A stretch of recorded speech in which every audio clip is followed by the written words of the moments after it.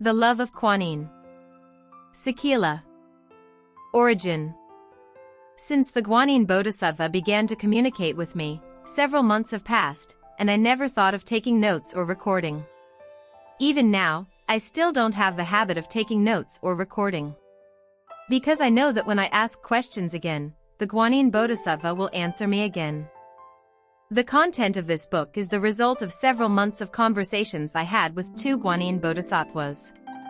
After that, I requested the Kuanyin Bodhisattvas to allow me to compile the previous conversations into a book. So I designed some chapters and also asked them questions again. These questions were carefully thought out by me, as they have always been my doubts. After reading many translated spiritual books from abroad, although I have obtained many answers, I still feel there are contradictions.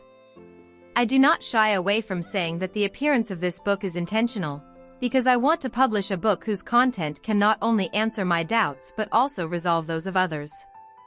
After months of dialogue with the Kuanyin Bodhisattva, I have come to understand that it is actually achievable to enable more people to quickly improve.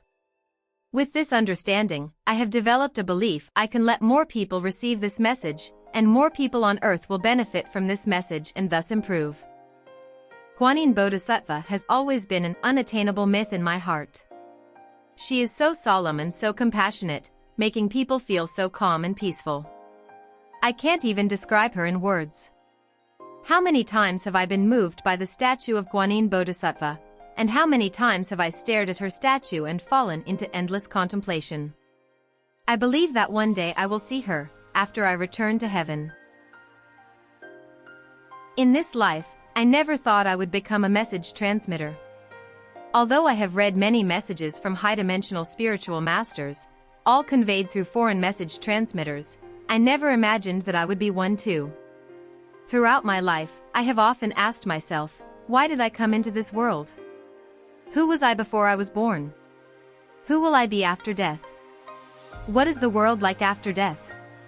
These various questions about life and death have always been the mysteries in my life.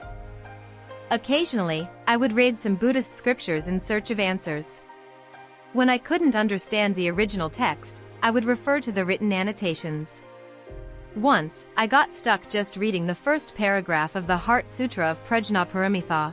Form is not other than emptiness, emptiness is not other than form. Form is emptiness, emptiness is form. After reading the annotations of several versions, I still didn't think they were accurate. I admit that Buddhist scriptures are really difficult for me to understand. Fortunately, I was born in this era, where many high-dimensional spiritual masters are transmitting relatively simple and clear messages to us. My first spiritual enlightenment book is Many Lives, Many Masters. The content is about a psychologist who, while hypnotizing his client, accidentally led to the client's past life memories and also received messages from the spiritual realm.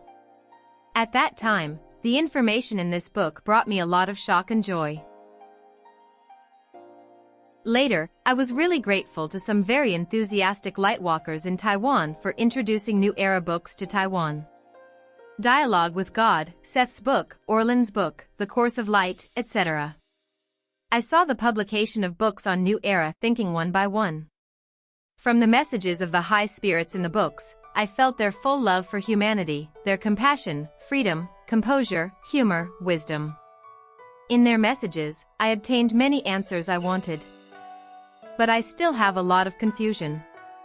Because I was born in a Minnan family in Taiwan, I would go to temples to worship, and my family would burn paper money to give to my ancestors. I have also been curious and watched psychics and paranormal programs on TV.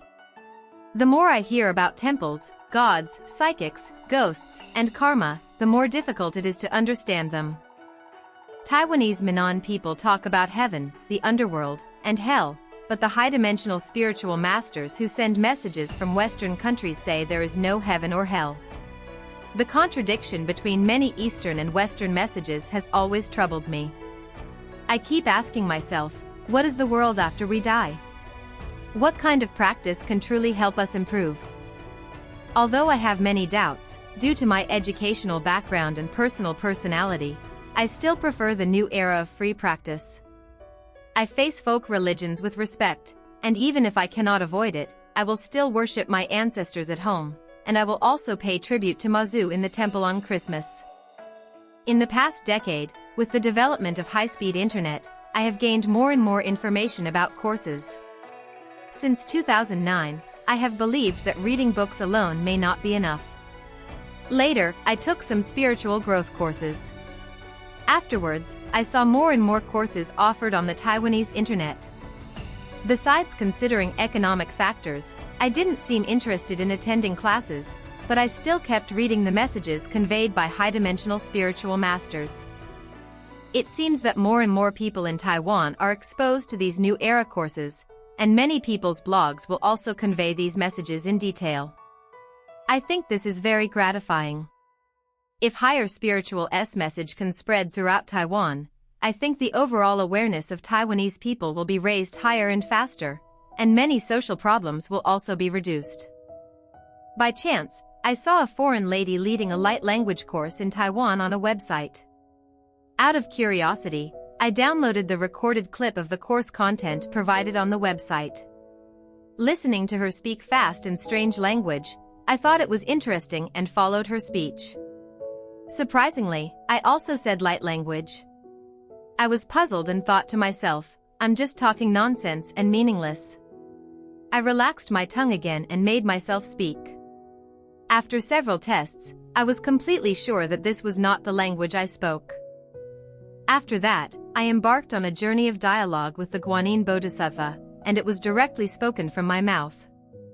I really like this way of communication because it is simple and fast, just like chatting with a friend. And this time, the Kuanyin Bodhisattva has given me the right to invite, which means that when I am ready to pose a question, they will appear. Kuanyin Bodhisattva has given me a lot of teachings, a lot of love, and also allowed me to ask many personal questions. When I first started talking to the Bodhisattva, I never thought of recording or taking notes. What is written in the introduction of this book includes conversations over several days, all of which I wrote down after recalling, so a lot has been omitted. Apart from the introduction, the overall outline was finalized after I sought and obtained the consent of the Bodhisattva. The content of the entire dialogue in the book is not that I ask a question and the Bodhisattva directly answers it. Instead, after I ask a question, the Bodhisattva gives me an idea, inspiration, or a few words, and I then think about what they want to express, and then I speak out my thoughts and write them down.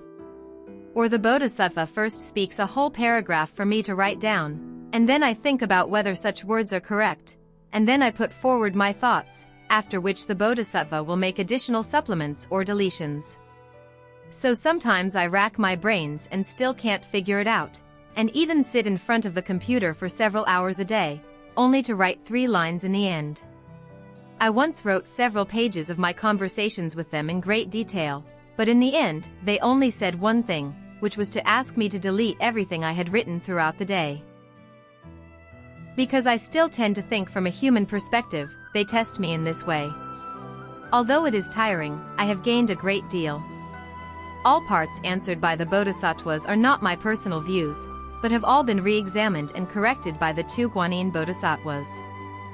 After spending several months with the Kuanyin Bodhisattva, I went from being skeptical to being able to accept the messages they conveyed, and finally to complete trust. I have received a great deal of instruction, and I consider myself one of the luckiest people in the world.